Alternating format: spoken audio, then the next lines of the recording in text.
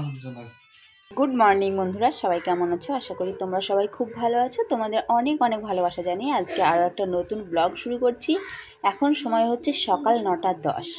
তো যদিও চাটা বানিয়েছি কিছুক্ষণ আগে, এই 1 ঘন্টা মতো আগে, কিন্তু সোনা এই জাস্ট ঘুম থেকে উঠলো, তো ওই জন্য ওকে চাটা গরম করে দিচ্ছি। আর আমার বাসন মাজা হয়ে গেছে, যেগুলো কাচার ছিল সেগুলো কাচাও হয়ে গেছে। এখন বিছানাটা তোলা বাকি আছে, বিছানাটা তুলবো, ঘরগুলো একটু গোছগাছ করবো, ঝাড় দিয়ে মুছে স্নান করব। সারাটা দিন আমার পাশে থাকো, দেখতে থাকো সারাদিন আমি কি করি। তো চলো সোনাকে আগে চাটা ছেঁকে দিই। চা গরম করে দিয়েছি, সোনা চা খাচ্ছে আর বিস্কুটের কৌটো নিয়ে বসেছে। মনে হচ্ছে কতগুলো বিস্কুট খাবে, কিন্তু একটার বেশি বিস্কুট ও কিন্তু খায় না। যদি দুধ চা হতো তাহলে ভাবনা চিন্তা করা যেত, 2 কি 3টে খাবো। তো চলো তোমরা সারাদিনটা কিন্তু সাথে থাকো। এবারে ঘরগুলো আমি গুছিয়ে নিই, বিছানাটাও গোছগাছ হয়নি। চলে এলাম বিছানা গোছাতে। বাপরে বাপ, কবে যে এই শীতটা যাবে আর কবে যে গরম আসবে, কবে থেকে যে এই কাজগুলো থেকে মুক্তি পাবো কি জানি বাবা। সত্যি কথা বলতে শীতের সময় এত জিনিস লাগে, লেপ কাঁথা থেকে শুরু করে সোয়েটার চাদর, প্রচুর জিনিস। মানে সকালবেলায় উঠে এই ঢুলু ঢুলু চোখে লেপগুলো ভাঁজ করতে ভীষণই কষ্ট হয়। তাছাড়াও এমনিতেই ব্যথা রয়েছে, ওই জন্য তো আরও প্রবলেম হয়। কিন্তু না গোছালেও তো ভালো লাগে না, তাই না? আর আর একটা কী বলো তো, কম্বলগুলো না, মানে যেগুলো ব্ল্যাঙ্কেট সেগুলো গায়ে দিই না, শীত যেন ভাঙে না। ওই জন্য না লেপগুলো গায়ে দিলে একটুখানি আরাম লাগে শীতের সময়, বিশেষ করে মানে বেশি শীতে। তাই বলে ওই যে হালকা হালকা যখন শীত পড়ে আর হালকা গরম লাগে তখন লেপ গায়ে দিতে একটু ইচ্ছা করে না, কিন্তু প্রচুর শীতে না ওই লেপগুলোই ঠিক আছে। তো এদিকে লেপ ভাঁজ করে চলে এলাম, বিছানাটা এখনও ঝাড়া হয়নি, বিছানাটা ঝাড়বো। তার আগে এই যে আলনাটা একটুখানি অগোছালো হয়ে রয়েছে, এগুলো একটুখানি ভাঁজ টাজ করে নিলাম। কি বলো তো, ভাঁজ টাজ না করলে ভালো লাগে না, এলোমেলো রাখতে পারি না, কেমনই যেন একটা অশান্তি ফিল হয়। তো এই ঘরের বিছানাটাও একটুখানি ঝেড়ে নিলাম, আর ওই ঘরের বিছানাটা ঝাড়া হয়নি, বিছানাটাও একটুখানি ঝেড়ে নিলাম। ঝেড়ে ওই ঘরটা ঝাড় দিয়ে নিয়েছি, ঝাড় দিয়ে এই ঘরটা ঝাড় দিলাম, বাইরেটা ঝাড় দেবো, ছাদটা ঝাড় দিয়ে মুছে সিঁড়িটা ঝাড় দিয়ে স্নান করব। তো চলো স্নান টান কমপ্লিট করে তারপরে আবার দেখা হচ্ছে তোমাদের সাথে। স্নান করে উঠেই সঙ্গে সঙ্গে রান্নাটা বসিয়ে দিয়েছি। গ্যাসে তো ভাত হচ্ছে, ভাতে আজকে কিন্তু ডাল দিয়ে দিয়েছি, ডাল ভাতের মধ্যে দিয়েছি। আজকে আমি মসুরির ডাল করব, গাজর দিয়ে আলু দিয়ে ভাজবো, আর ওই যে অর্ধেক ফুলকপি রাখা আছে ওটাই ভাজবো। আজকে সিম্পল রান্নাবান্না, কেন বলো তো, আজকে কয়েকদিন মাংস খেয়ে খেয়ে না আর ইচ্ছাই করছে না যে মাংস খাই। ওই জন্য আজকে ডাল সবজি ভাত করব, সবজি কিছু করছি না, ওই যে বললাম না ওটা ভাজবো আর ফুলকপি ভাজবো আর ডাল করব। আর ওইদিকে ভাত হতে হতে আমি নিচে গেছিলাম, নিচে গিয়ে ঠাকুর ঘরটা মুছে বাসনগুলো মেজে দিয়ে এসেছি। সোনাকে বলেছি পুজো করে নিতে, তো সোনা পুজো করতে গেছে। আর ততক্ষণে এদিকে আমি রান্নাটা কমপ্লিট করি। সোনা সেই সকাল থেকে চা বিস্কুট খেয়ে রয়েছে, ও এখনও কিছুই খায়নি। তো ওই জন্য আগে ভেজে নেব। এইদিকে দেখো গাজর আলু ভাজা হয়ে গেছে, ফুলকপিগুলো ভাজছি। আর কি বলো তো, ফুলকপি ভাজা খেতে না বেশ ভালোই লাগে। ফুলকপির তরকারি ছাড়া আমার আবার ভাজা খেতে ভালো লাগে, সোনা আবার ফুলকপির তরকারি ভালোবাসে। তো যাই হোক চলো রান্নাটা একেবারে কমপ্লিট করে নিই। আর এখানে দেখো ডালগুলো সেদ্ধ করে, লঙ্কাগুলো অনেক লঙ্কা দিয়েছিলাম, তো ডালটা বের করে গ্লাস দিয়ে একটুখানি চেপে নিলাম। আর বাটিতে একটুখানি ডাল নিয়েছি। কি বলো তো, ওই ডাল খেতে না আমার ভীষণ ভালো লাগে, চামচে করে তুলে খাবো বলে।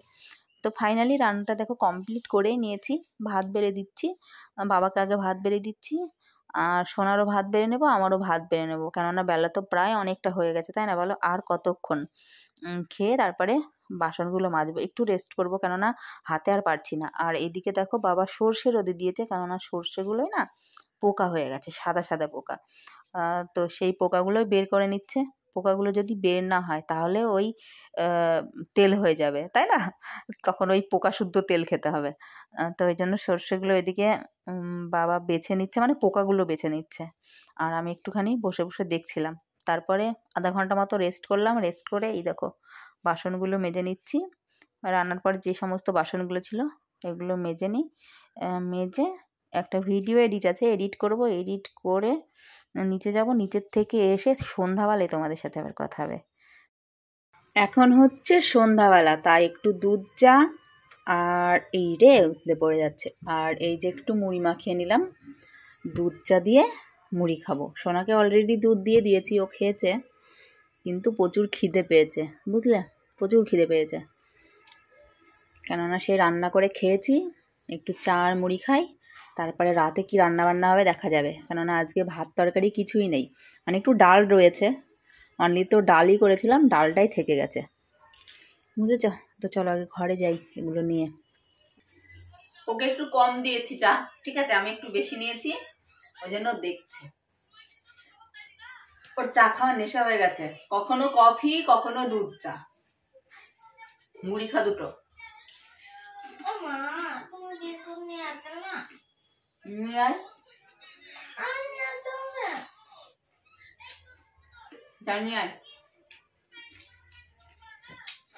কোন হাতে আনতাম চা আর মুড়ি একসঙ্গে নিয়ে আসলাম।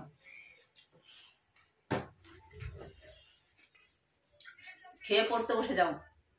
সে আমার সাথেও ভাত খেয়েছে, আমারও আগে খেয়েছে না, ও আর আমি একসাথে খেয়েছি মানে, হ্যাঁ ও আর আমি একসাথে খেয়েছি, ও শুধু ঘি দিয়ে ভাত খেয়েছে, ও ডাল ভাজা কিচ্ছু নেয়নি, তারপরে আর ভাতই খেলো না। এখন সন্ধ্যা 7টা বেজে গেছে, 7টা বাজে 10 মিনিট বাকি আছে।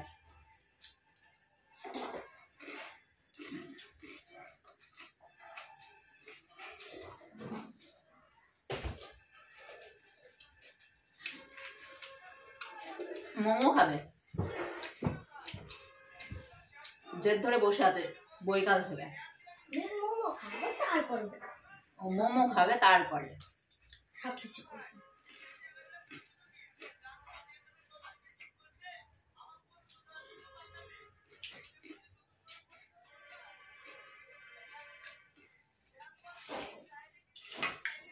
দুটো মুড়ি খা।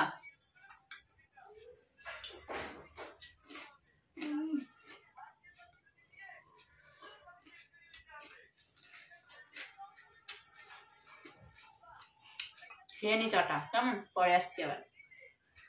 মানি মোমো খাচ্ছিস? হ্যাঁ গো, আগে একটু দাও। সেই জন্যই তো কি সন্ধ্যায় গেছে লেপ গুছিয়ে রেখে দিয়েছে, মানে মানুষজন আসছে। লেপ গুছিয়ে রেখে দিয়েছি, লেপের মধ্যেই ঢুকিনি আমি, ঢুকলে জানো তো শুলে আর উঠতে পারি না, ওই জন্য আমি লেপটা ওইভাবেই আছে। আমি ভাবছি যে আমি রাতের বেলা একটুখানি লুচি মুচি বানাবো, ওই জন্য আর লেপটা করলাম না, খুললাম না, ওইভাবেই রাখলাম। সোনার তো পেট ভরে গেল না, আমাকে একটু মোমো দিবি না? এ একটু মোমো দে। সব শেষ হয়েছে। হে কি স্বার্থপর মেয়ে গো, তোমার দিল না আমাকে একটা মোমো দিল না।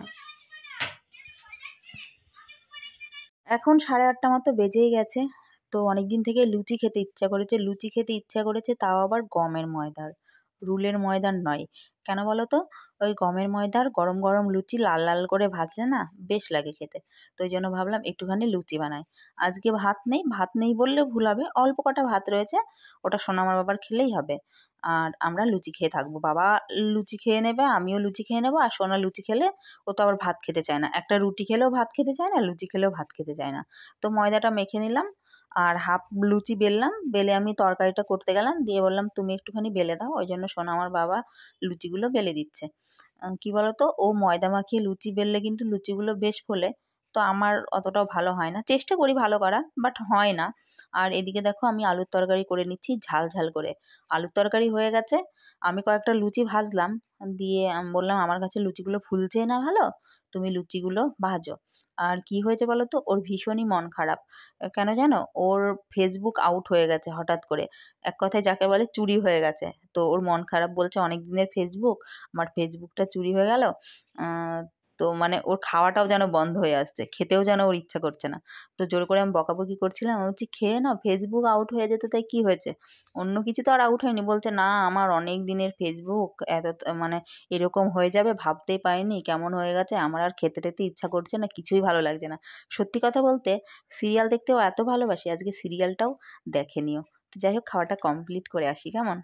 এখন 9:45 বাজে, অর্থাৎ 9:45 বাজে, খাওয়া দাওয়া কমপ্লিট, সমস্ত কাজই কমপ্লিট হয়ে গেছে।